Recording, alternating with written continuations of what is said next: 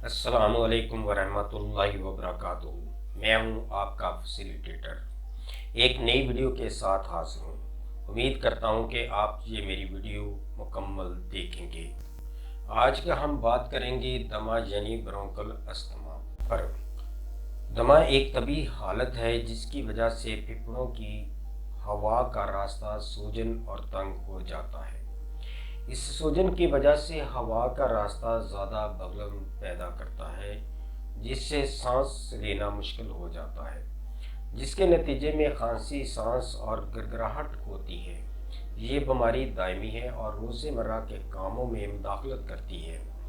दमा एक एलर्जिक बीमारी है। एलर्जी की वजह जरासीम भी हो सकती है, खुराक भी हो सकती है, और इनके अलावा आम तौर पर एलर्जी की वजह गर्द व गुबार और उसमें मौजूद नबाताती मादे होते हैं। ये नबाताती मादे के आम तौर पर फूलों के पोलन ज़रात होते हैं, मोल्ड, धूल के ज़रात और पालतू जानवरों की खुश्की, वर्जिश, फ़ज़ाई आलूदगी और जहरीले मवाद, मौसम, ख़ास तौर पर दर्जा हरारत में इंतहाई तब्दीलियाँ, एलर्जी, दमा और सांस की दीगर बीमारियों जैसे दायमी के साइनोसाइटिस, दरमियानी कान के इन्फेक्शन और नाक के पोलिप्स से मजबूती से जुड़ी हुई हैं। दिलचस्प बात यह है कि दमे के शिकार के लोगों के लिए एक हालिया तजज़िये से पता चलता है कि जिन लोगों को एलर्जी और दमा दोनों थे, उनमें दमे की वजह से काम से महरूम रहने और अपनी अलामात को कंट्रोल करने के लिए ज़्यादा ताकतवर अद्वियत की ज़रूरत होती है। दमा मस्तूल खलियात लिम्फोसाइट्स के साथ मुंसलिक है।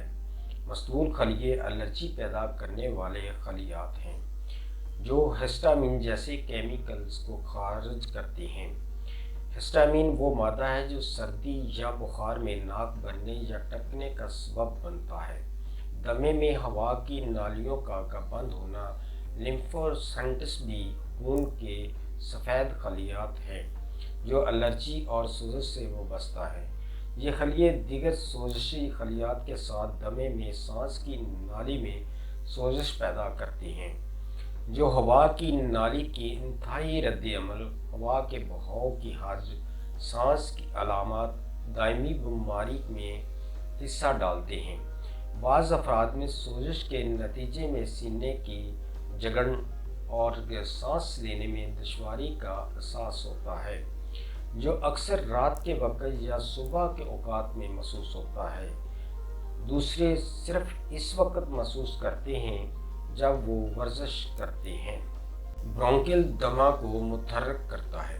ब्रोंकियल दमा के मुहर्रकात में शामिल हो सकते हैं। नंबर 1, तंबाकू नोशी और सेकंड हैंड धुआं। नंबर 2, इन्फेक्शन जैसे नज़ला, फ्लू या नमूनिया।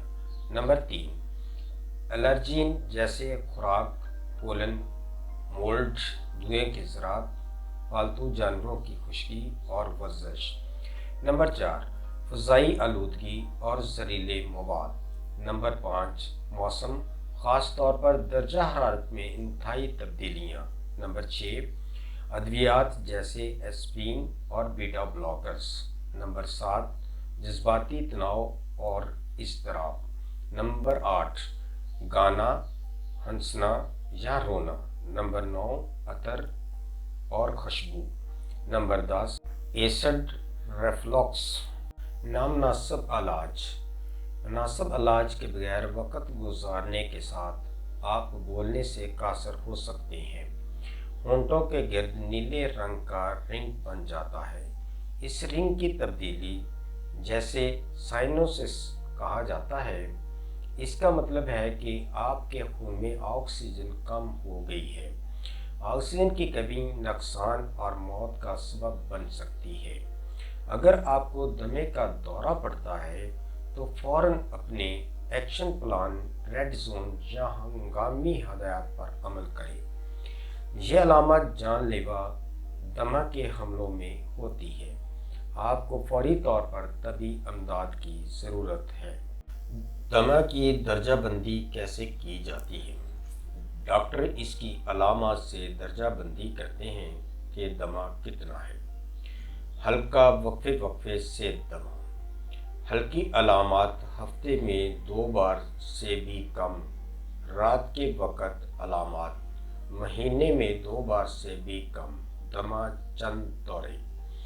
ہلکا مستقل دمہ، ہفتے میں 3 سے 6 بار علامات، رات کے وقت علامات مہینے میں 3 سے 4 بار، دمے کے حملے سرگرمیوں کو متاثر کر سکتے ہیں۔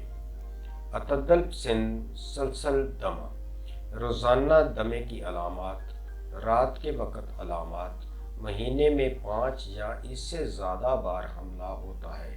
علامات سرگرمیوں کو متاثر کر سکتے ہیں۔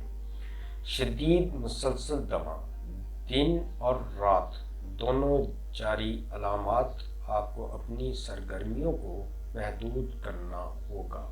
دمے کے خطرے کے عوامل، وہ چیزیں جو آپ کو دمہ ہونے کا زیادہ امکان بنا سکتی ہے، ان میں شامل ہے آپ کے پیدا ہونے سے پہلے یا آپ کے بڑے ہونے کے دوران آپ کے ارد گرد کی دنیا کی چیزیں، چاہے آپ کے والدین کو دمہ ہے، خاص طور پر آپ کی والدہ کی وجہ سے آپ کے جینز، یا آپ کی پیدائش امریکی نسل کے لوگوں سے ہے۔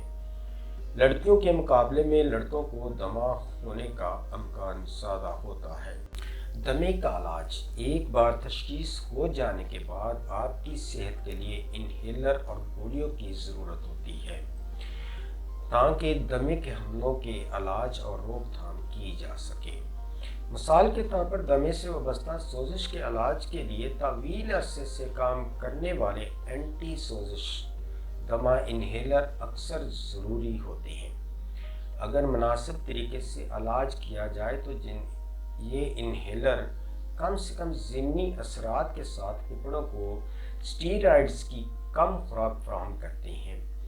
تیز رفتار یا ریسکیو برونکو ڈیلیٹر انہیلر دمے کے دورے کے دوران ہوا کی نالی کو کھولنے پر فوری طور پر کام کرتا ہے۔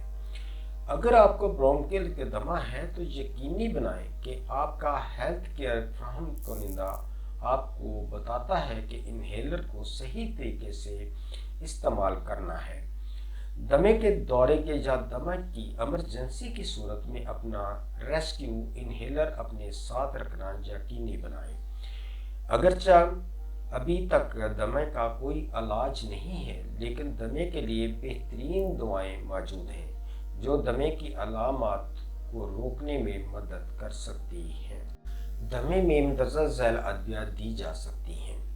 اینٹی بائیوٹک دی جا سکتی ہے، مثلاً کیپسول لنکومائسین 500 mg ایک صبح اور ایک شام، یا کیپسول سپیکسیم کا 400 mg دن میں 1 یا 2 دفعہ۔ اسٹیرائڈ دیا جا سکتا ہے، ٹیبلٹ کے یا انجیکشن۔ ڈیکاڈرانس ایک گولی کے دن میں 3 کے یا 4 دفعہ حسب ضرورت، یا ٹیبلٹ کا وینٹولین 4 mg ایک گولی حسب ضرورت۔ کھانسی کے لیے ایکسیفائل کف سیرپ یا میکونل ایکسپیکٹورنٹ سیرپ دن میں 2 یا 3 دفعہ حسب ضرورت۔ اینٹی پیریٹک دی جائے، ٹیبلٹ پیناڈول یا ٹیبلٹ پرویس این حسب ضرورت دی جائے۔ یاد رکھیں، ادویات ہمیشہ اپنے معالج کی ہدایت کے مطابق استعمال کریں۔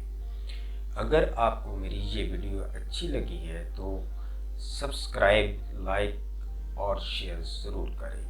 شکریہ۔